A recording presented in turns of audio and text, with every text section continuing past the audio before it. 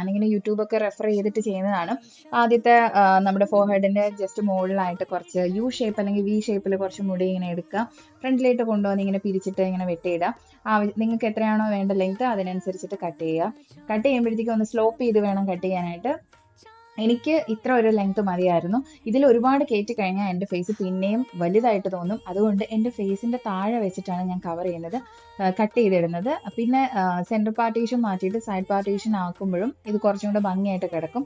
അപ്പം final look എങ്ങനെയാണെന്ന് വെച്ചാൽ ഞാനത് കാണിക്കാം. ആഫ്റ്റർ ഹെയർ വാഷ് ഒക്കെ ഞാൻ സെറ്റ് ചെയ്തിട്ട് കാണിക്കാം. പിന്നെ ഇങ്ങനെയൊക്കെ ചെയ്യുന്നതെന്ന് വെച്ചാൽ കുറച്ചും കൂടെ ലെയർ ആയിട്ട് തോന്നിക്കാൻ വേണ്ടിയിട്ടാണ് കേട്ടോ.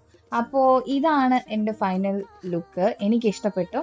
കാരണം ഫ്രീ ഹെയർ ആയിട്ട് പോകുമ്പോഴത്തേക്കും ഇങ്ങനെ വൺ സൈഡ് ഒക്കെ ഇടുമ്പോഴത്തേക്കും ഇതിങ്ങനെ ലെയർ പോലെയൊക്കെ വന്ന് കിടക്കും. അപ്പോൾ ഇഷ്ടപ്പെട്ടു കഴിഞ്ഞാൽ ലൈക്ക് ചെയ്യുക, സബ്സ്ക്രൈബ് ചെയ്യാം, നിങ്ങളുടെ അഭിപ്രായങ്ങളൊക്കെ കമന്റ് ആയിട്ട് ഇടുക.